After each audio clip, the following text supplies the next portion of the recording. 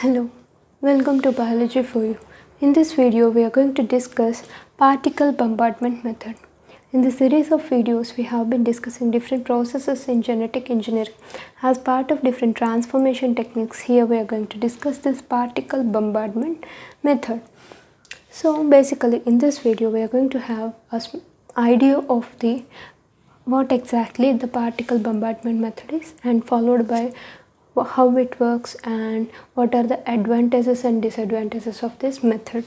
So coming to the first point, the particle bombardment method is nothing but a transformation technique. Transformation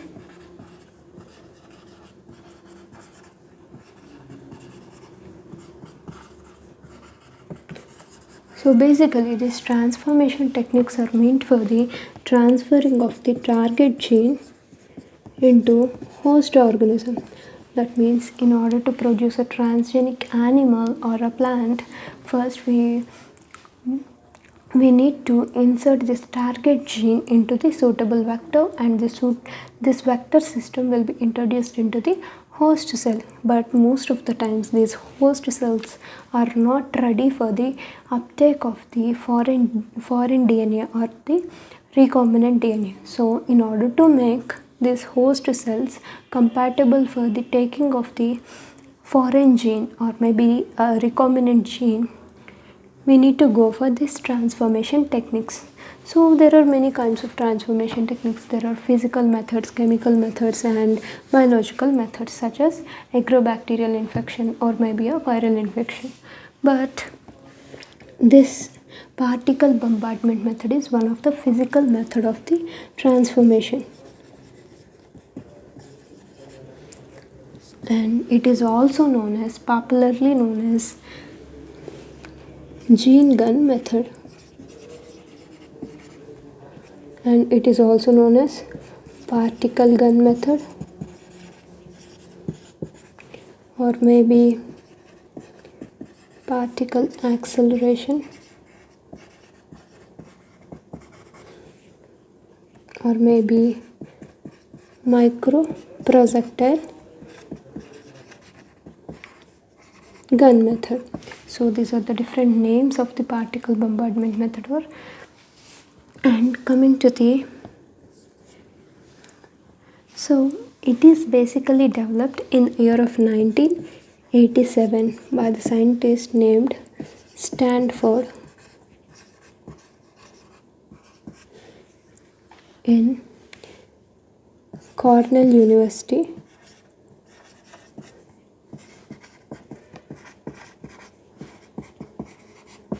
United States of America.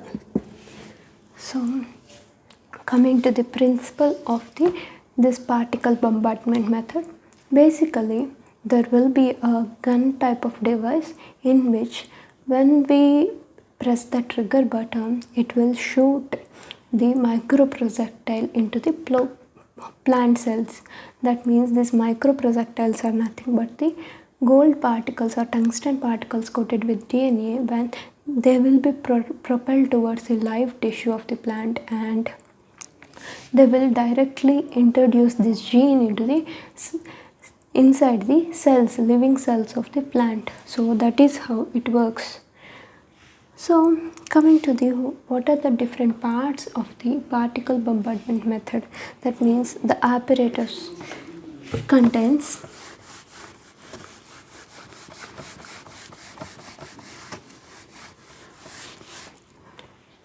the device is made up of major parts, like there will be a chamber, large chamber with a outlet, and inside this chamber there will be a gas cylinder,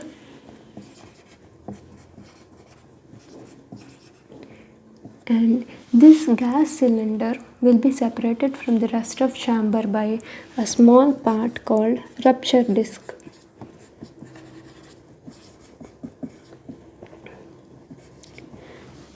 This rupture disc is nothing but a small plastic disc that will be ruptured once the gas will be accelerated.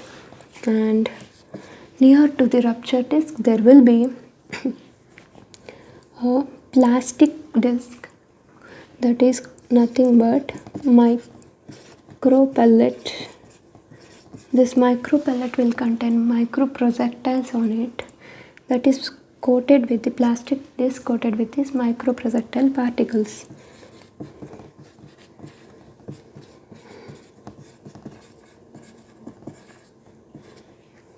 And it separates from the living tissue by something called stopper plate or perforation plate.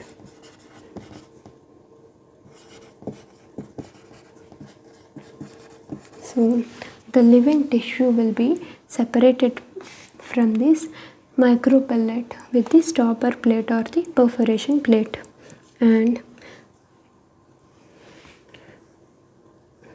there will be living tissue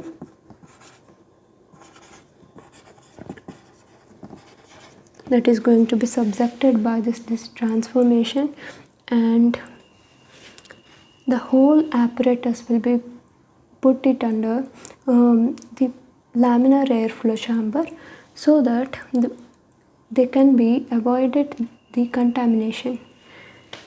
So the physical apparatus looks more or less similar to this.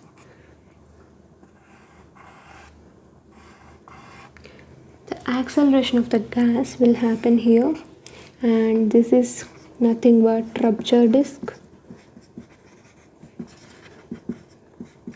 and this is the micro pellet, and towards the outside there will be stopper plate and the living tissue, that means a petri plate containing living plant cells on it, will be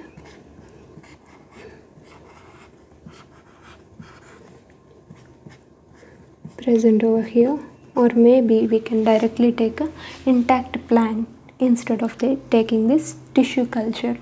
So when the cylinder will be filled with the helium gas, the gas will be accelerated and the rupture disc will be ruptured. So here the rupture disc will be ruptured and the micropellet containing microprojectiles on it, that will be propelled towards the plant tissue. So this stopper plate, which is having perforations on it, will monitor the passes of the microprojectiles towards the living tissue or the intact plant. So when the microprojectile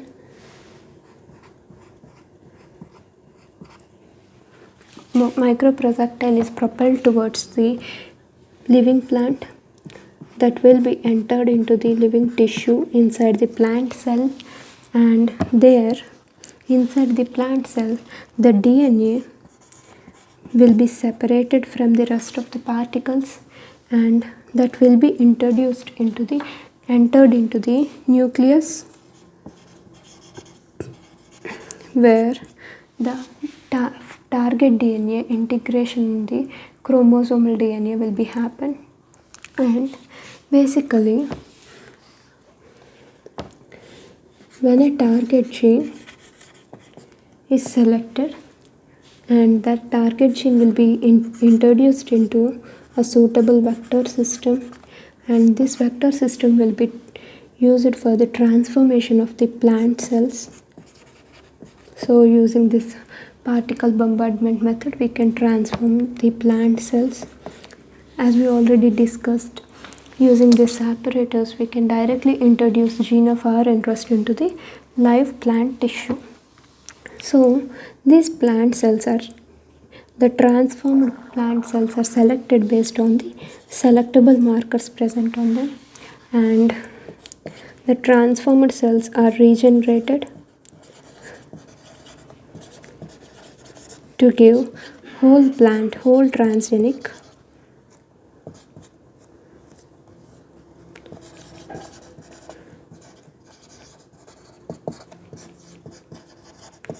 and these plants are tested in vitro,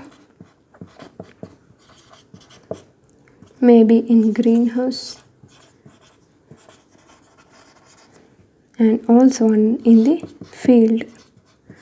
So there's 3 levels of test for the presence of the transgene in them will be carried to produce a GMO or genetically modified organism. So this is what the whole process or the idea of the particle bombardment method. These are the different apparatus present on it, and the device looks more or less like this.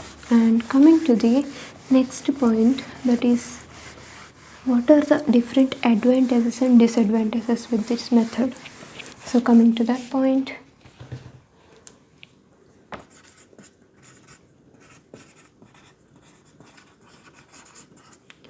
basically this particle bombardment method is most widely used because of its transformation efficiency, because it is having high transformation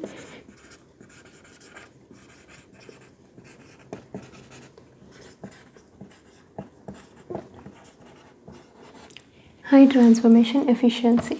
That means the proportion of the cells that got transformed by this method will be higher than the many remaining methods. And the second advantage with this method is it is having no biological constraints.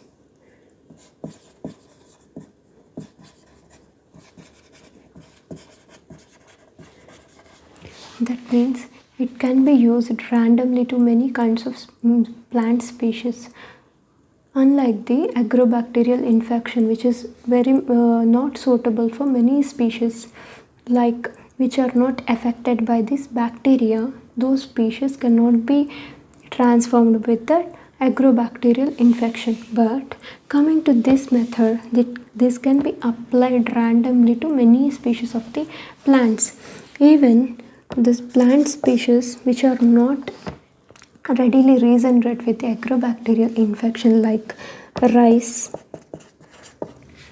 wheat, sorghum, and PGNP, or maybe chickpea.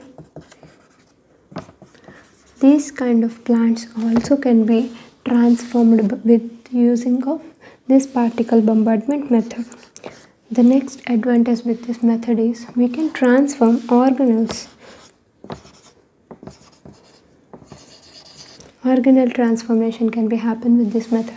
That means the chloroplast or mitochondria.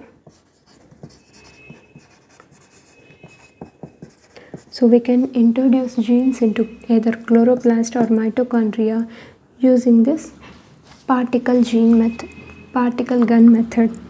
So the last advantage of this method is basically these kind of advanced methods are repurposed to gene editing systems.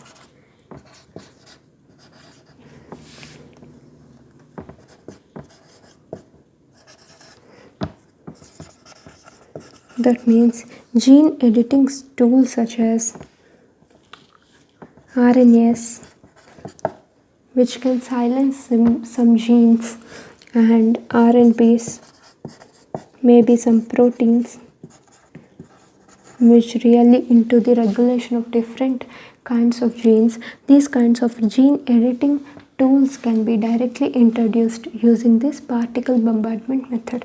So that is one of the repurpose of this method.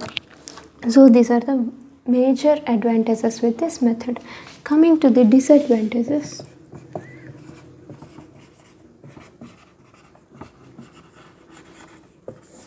Basically, this particle bombardment method suffers with the disadvantage like the agrobacterial infection. That means the gene of our interest, our target gene, may be inserted in multiple insertion sites.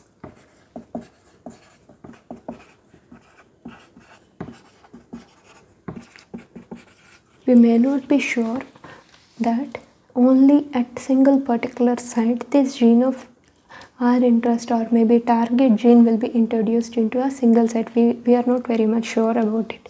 There is a chance of multiple insertion of this target gene using this method, and also this target gene may be inserted in a single insertion site, but maybe multiple copies of the same gene may inserted at the single insertion site. That means multiple copies of it. So at any case, these kind of multiple insertions or maybe multiple copies insertion in a single site will lead to the silencing of the genes.